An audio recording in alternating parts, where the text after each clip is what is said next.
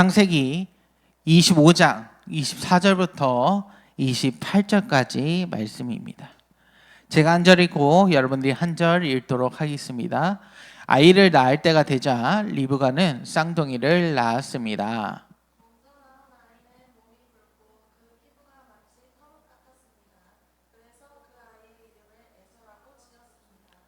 나중에 나온 아이는 에서의 발꿈치를 붙잡고 있었으므로 그 아이의 이름을 야곱이라고 지었습니다. 리브가가 아이를 낳을 때에 이삭의 나이는 60살이었습니다.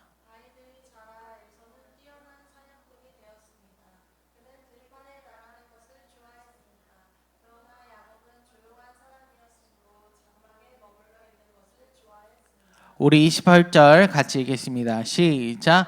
이삭은 에서가 잡아오는 들짐승 요리를 좋아했기 때문에 에서를 사랑했습니다. 그러나 리브가는 야곱을 사랑했습니다. 아멘. 우리 옆 사람과 인사하겠습니다. 잘 오셨습니다. 승리하셨습니다. 네, 제가 제 아내한테 들은 얘기인데 그 쌍둥이 있잖아요. 이 쌍둥이를 임신해서 그 쌍둥이가 이제 세상을 나왔을 때는 우리나라랑 뭐 대부분 나라는 1분 1초라도 먼저 나온 사람이 형, 언니죠. 그렇게 하잖아요. 그런데 서양의 어느 곳에서는 늦게 태어난 아기가 먼저 수장되었기 때문에 그래서 위치상으로 가장 늦게 태어난 아기를 형, 언니로 또 따지는 곳이 있다고 하더라고요. 그리고 가까운 일본과 중국 일부에서도 늦게 태어나도 가문에게 무슨 사정이 있거나 이유가 있으면 그 막내를 형이나 언니로 세우기도 한다고 합니다. 오늘 성경에 나오는 야곱도 에서의 동생인데 자기가 이제 늦게 나오니까 좀 아쉬웠나 봐요. 창세기 25장 26절에는 나중에 나온 아이가 있는데 그 형의 에서의 발꿈치를 붙잡았으므로 발꿈치를 붙잡았다는 뜻의 야곱이라는 이름을 또 얻게 되었는데요. 뭐 아기가 뭘 알고 형이 되고 싶어서 붙잡았겠어요. 그러나 이것을 성경에 기록했다는 것은 야곱의 성격과 열정을 보여주고 싶어서 기록이 되었다고 생각됩니다. 괜히 우연히 자기 형 발꿈치를 잡고 태어난 것이 아니라 야곱의 성격이 여기에 나와 있다는 거예요. 우리 창세기 25장 29절 읽어보도록 하겠습니다. 시작. 어느 날 야곱이 죽을 수 에서가 들판에서 사냥을 하고 돌아왔습니다. 에서는 몹시 배가 고파서 30절입니다. 야곱에게 말했습니다. 그 붉은 죽을 좀 다오. 내가 배가 고프구나. 이것 때문에 에서는 붉은이라는 뜻에서 에돔이라고 불리게 되었습니다. 야곱이요 본죽 장사를 했던 것 같아요. 진짜 장사하는 것은 아니지만 이스라엘은 먼저 태어나면 형이에요. 기본적으로 장자권을 갖도록 예정되어 있습니다. 그러나 역사적으로 그게 바뀔 수 있거든요. 그러니까 야곱이 노렸던 것 같아요. 31절에 그러자 야곱이 말했대요. 먼저 나에게 맏아들의 권리를 파세요. 아니 야곱도 염치가 있지. 여러분 본죽에서도 팥죽이요 1,500원에 팔거든요. 그런데 팥죽 하나 주는 것 같고 형의 권리, 맏아들이 될 수 있는 권리를 15,000원짜리 팥죽과 맞바꾸자고 한 거예요. 이거 참 거시기하다, 그렇죠? 그런데 이 말을 받아치는 형의 말이 더 거시기하다는 겁니다. 32절에는요 에서가 말했대요. 그래 배고파 죽겠는데 그까지 맏아들의 권리가 무슨 소용이 있겠냐 하면서 33절에 야곱이 그래서 다시 물어봤다는 거예요. 그러면 그 권리를 나한테 1,500원에 팥죽 받고 사세요. 그렇게 약속을 했다는 거예요. 그래서 팔았다고 나와 있습니다. 34절에는 그래서 에서한테 빵과 팥죽을 주면서 빵도 서비스였나 봐요. 그래가지고요 그 자리에서 일어나는데 그 에서는 마다들의 권리를 대수롭게 여기지 않았기 때문에 그를 팥죽과 바꿨는 거죠. 이 에서는 이 말도 안 되는 제안을 오케이를 합니다. 이스라엘 장자권이라는 게 물론 유산도 2배를 받거든요. 그런데 그 상징성과 의미를 따지자면 어마어마한 하나님의 장자권, 축복권, 특별한 선택과 축복을 받을 수 있는 게 바로 이 장자권입니다. 그런데 이걸 팥죽만도 못하게 생각하고 내가 지금 배고프니까 팥죽이 너무 필요한 상황인데 무슨 하나님의 축복이 필요하겠냐 하면서 장자권 필요 없다고 하면서 팥죽과 바꾸자고 오케이를 한 거예요. 그래서 여러분 첫 번째, 여러분 주님의 사람은 하나님의 축복을 팥죽만도 못하게 여겨서는 안 됩니다. 우리 주변을 보면 은근히 하나님을 다른 것보다 더 낮은 가치로 여기는 행동을 하곤 합니다. 먼저 자주 볼 수 있는 건 주일날인 거죠. 주일날, 일요일 날에도 현대인들은 여전히 바쁘죠. 휴일에도 일하시는 분도 계시고요. 놀러 가야기도 하고요. 저희 바다 보러 가야 돼요. 아니면 산 타러 가야 돼요. 그렇게 해서 주일날 못 갈 것 같아요. 교회 못 갈 것 같아요. 한다면 그 말을 듣고 있는 하나님이 참 어이가 없어 하실 것 같기도 해요. 왜냐하면 바다를 만드신 하나님인데, 산을 지으신 하나님인데, 그런 바다 보려고, 산을 보려고 하나님을 못 본다? 이건 하나님 입장에서는 아마 산과 바다를 없애버리고 싶지 않을까, 그 정도의 심정이 드시지 않을까 싶습니다. 그뿐만이 아니라 내가 이런 이유 때문에, 저런 이유 때문에 예수님을 믿지 못합니다라고 하시거든요. 그럴 때 말하고 싶은 게 있는데 그에 앞서서 제가 여러분들한테 한 영상을 보여드리도록 하겠습니다. 제 선배님이 보내준 영상인데요. 이거입니다.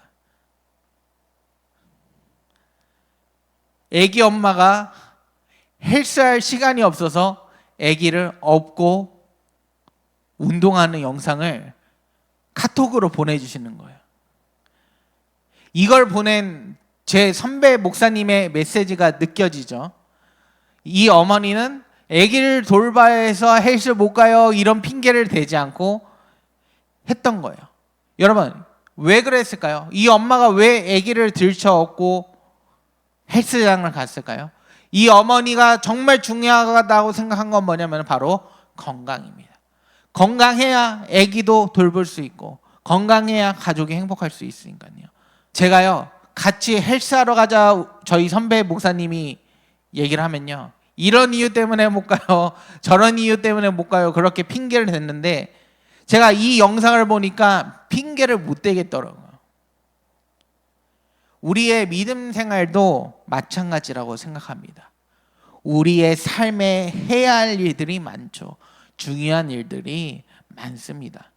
그러나 우리에게 가장 중요한 일이 무엇인가요? 예수님 만나는 거 아니겠어요? 네. 하나님을 만나며 예배 드리는 게 가장 중요한 일이지 않을까 싶습니다. 사실 하나님에게는 다른 일들은요 팥죽 같은 거예요. 에서가 팥죽 보면서 얼마나 배고프고 얼마나 급하고 얼마나 중요한 일이었겠어요. 그러나 그 팥죽을 하나님이 주실 축복만도 못하게 그런 거 필요 없으니까 빨리 바꾸자. 그 말을 누가 들으셨냐? 바로 하나님이 들으셨던 거예요. 저는 그때부터 에서는 장자로서 자격 박탈이 되었다고 생각합니다. 여러분도 하나님에게 믿음의 장자로서 주님의 사람으로서 살기를 원하신다면 여러분들의 해야 할 모든 일들을 팥죽으로 보시기 바랍니다. 이 팥죽 같은 일들이 아무리 급할지라도 예수님을 만나는 것보다는 급하지 않았습니다. 그 팥죽 같은 일들이 아무리 중요할지라도 하나님께 예배 드리는 것보다는 중요하지 않아요. 이런 중요한 진리를 가슴 깊이 새기는 여러분들이 되기를 축복합니다. 이렇게 에서가 말로만 팥죽과 장자권을 바꾸겠다고 하지만 이 말은 야곱만 생각을 했던 거예요. 그냥 에서는 배고파서 그냥 말한 것 뿐이에요. 어느 날에는 여러분 에서와 야곱의 아버지인 이삭이요, 여러분 나이가 많이 들어서 이제는 장자권을 물려줘야겠다 생각을 한 거죠. 그래서 이삭은 당연하게도 에서를 부릅니다. 그리고 에서의 들짐승 사냥 고기 요리를 이삭이 좋아했다고 했거든요. 그거 딱 먹고 이제 시원하게 장자권 딱 안수기도 하고 이제 끝내려고 하는 거야. 근데요, 이때 에서는 고기를 찾으러 가면 안 됐습니다, 여러분. 사냥하러 가면 안 됐어요. 이때 차라리 빨리 후다닥 이삭 토스트라도 만들었어야 돼요. 그때 이삭의 아내 리브가가 그 모습을 본 겁니다. 엄마죠. 그래서 야곱한테 집에 있는 염소를 가지고 와서 네 형 갔다 오는 동안 얼른 아버지가 좋아하시는 요리 내가 할 테니까 너가 얼른 장자권을 받는 기도를 받아라.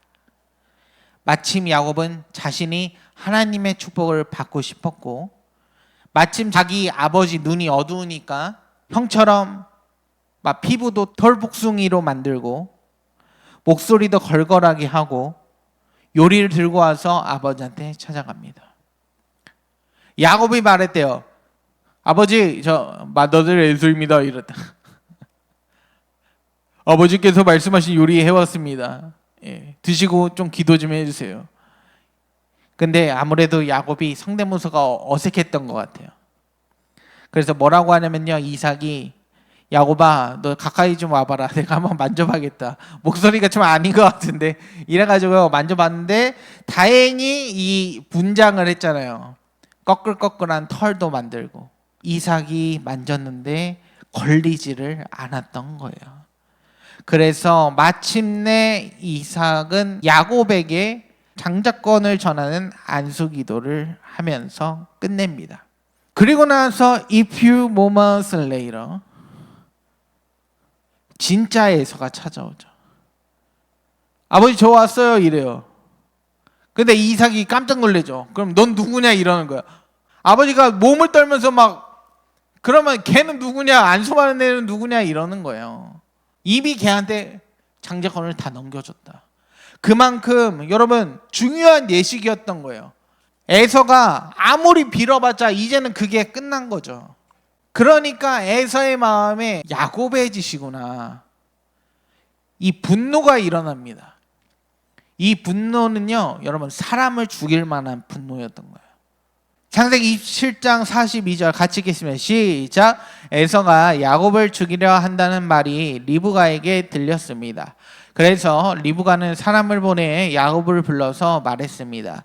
내 형 에서가 너를 죽여 그 마음을 달래려고 한다. 43절입니다. 그러니 내 아들아 내 말을 잘 들어라. 지금 당장 하란에 사시는 내 오빠 라반에게로 가거라. 여기서 여러분과 나누고 싶은 두 번째는, 여러분 주님의 사람은 결과도 중요하지만 과정도 아름다워야 합니다. 야곱이 하나님의 축복을 받고 싶은 거 알겠어요. 이해가 돼요. 그래서 에서에게 팥죽이랑 어떻게 해서든 바꾸려고 했던 것도 이해를 합니다. 그러나 야곱에게 아쉬웠던 것은 그 과정이 아쉬웠다는 거예요. 현대사회는 성과 중심, 결과 지향적 시대인 것 같습니다. 결과만 좋으면 되는 거 아니냐고도 하죠. 건물도 아무리 큰 건물, 아름다운 건물을 지었다고 결과만 으리으리한 건물을 지었다고 다가 아니죠. 그 과정에서 철근을 팔아먹으려고 철근 100개를 넣어야 될 거를 50개를 넣는다면, 인간적인 욕심으로 인해서 중간의 과정을 무시한다면 여러분 건물이 무너져 버리는 대참사를 맞고는 합니다. 우리도 결과만 보고 그 사람을 평가하는 것은 여러분 바람직하지 않다고 생각합니다. 주님의 사람은 결과도 중요하지만 주님이 원하시는 것은 과정의 순결함 또한 보시기 때문에 과정을 우리는 소중히 생각해야 되는 거예요. 야곱도 사람이죠. 실수할 수 있죠.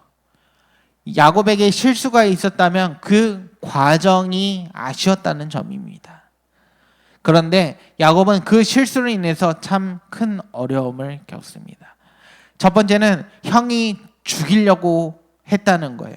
예를 들어 너 반만 죽인다면요, 저도요 눈 딱 감고 그냥 쳐 맞았을 것 같아요. 왜냐면 죽진 않으니까요. 잘못도 했죠. 그런데 이건 말이 다르죠. 진짜 죽이려고 하는데 어떡해요. 에서 형이 죽이려고 하는데 엄마가 빨리 삼촌한테 도망가러 하니까 도망갔던 거예요. 야곱이 그 어머니한테 그 말을 듣고 어머니와 급하게 작별 인사를 했습니다. 근데 결국에는 이 엄마와의 마지막 인사였어요. 야곱이 돌아왔을 때는요, 엄마를 보지 못했습니다. 그 정도로 이 과정을 무시한 결과가 너무 비참했던 것 같아요. 창세기 28장 10절과 11절 같이 읽겠습니다. 시작. 야곱은 브엘세바를 떠나 하란으로 갔습니다. 11절입니다. 어느 곳에 이르렀을 때에 해가 저물어 야곱은 그곳에서 하룻밤을 지냈습니다. 야곱은 그곳에서 돌 하나를 주어 그것을 베개 삼아 잠을 잤습니다. 여러분, 야곱의 이 꼬라지가, 이런 상황이 얼마나 비참하고 절망적이었을까요? 하란이라는 곳에서 돌 하나 주어서 머리에 빌 게 돌밖에 없던 거예요. 그게 얼마나 서러웠을까요? 그런데 야곱이 꿈을 꿉니다. 야곱이 꿈을 꾸는데 사다리 하나가 땅에 세워지는데 거기 그 사다리에 천사가 왔다 갔다 한다는 거예요. 그러면서 13절입니다. 우리 다 같이 읽어볼까요? 시작. 야곱은 여호와께서 사다리 위에 서 계신 모습을 보았습니다. 여호와께서 말씀하셨습니다. 나는 내 할아버지 아브라함의 하나님, 이삭의 하나님 여호와다. 내가 너와 내 자손에게 내가 지금 자고 있는 땅을 줄 것이다. 14절입니다. 내 자손은 땅의 티끌처럼 많아져서 동서남북 사방 땅 위의 모든 민족들이 너와 내 자손을 통해 복을 받을 것이다. 야곱도 얼떨떨했을 거예요. 쫓기는 신세의 꿈을 꾸다 보니 엄청난 축복을 받게 된 거죠. 사실 야곱이 잘못한 거잖아요. 과정 건너뛰고 장자권을 스틸한 거니까. 그런 사단이 난 거 아니에요. 그런데 여러분에게 나누고 싶은 마지막 세 번째는, 주님의 사람은 모든 것을 뛰어넘는 하나님의 은혜를 받아야 합니다. 하나님도 아셨을 거예요. 사실 야곱에게 그런 시련을 주신 것도 하나님이시죠. 그러나 하나님이 야곱이 잘못한 것을 넘어선 은혜를 베푸신 겁니다. 야곱의 마음 중심부에는 하나님의 축복을 받고 싶은 야곱의 그 마음이 기특하셨던 거죠. 결국은 야곱의 잘나고 못나고 그게 문제가 아니고 하나님의 은혜로 야곱은 큰 축복을 받을 수 있다는 것입니다. 그래서 그 축복이 무엇이냐? 창세기 28장 15절입니다. 시작. 나는 너와 함께하고 내가 어디로 가든 너를 지켜줄 것이다. 그리고 너를 다시 이 땅으로 데려오리니 내가 너에게 약속한 것을 다 이루어 주기 전까지 너를 떠나지 않을 것이다. 하나님은 야곱에게 첫 번째 함께 하겠다라고 하십니다. 너는 혼자가 아니다. 나와 함께 할 것이다 라고 얘기하셨던 거예요. 두 번째는 뭡니까? 지켜주겠다. 야곱, 너의 인생길에 내가 간섭하겠다. 여러분 간섭하는 거 되게 싫어하죠, 그렇죠? 근데 하나님의 간섭은 좋은 간섭입니다. 간섭하시면 간섭하실수록 우리 인생에 유익한 거예요. 그래서 지켜주겠다고 하신 겁니다. 세 번째는 돌아오게 하겠다라고 하십니다. 이건 지금 야곱의 상황이 비참하지만 다시 회복시켜 주시겠다는 하나님의 약속인 거예요. 여러분도 내가 내 자신을 생각할 때는 그 축복을 받을 만한 사람이 아니라는 것을 내가 더 잘 알 것입니다. 그러나 주님의 사람에게 잊지 말아야 할 것은 야곱처럼 그래도 나는 하나님을 사랑한다. 하나님의 가치관, 스피릿은 내 상황이 어떻게 될지라도 잊지 말아야 한다는 그 각오가 필요한 것 같아요. 그래서 여러분도 모든 것을 뛰어넘는 조건 따져서 받는 것이 아니라 하나님의 무조건적인 은혜와 사랑을 구하시기 바랍니다. 야곱이랑 우리랑 다를 게 없어요. 그러니 우리도 무한하신 조건 없으신 그 은혜와 사랑을 듬뿍 받는 여러분이 되기를 축복합니다.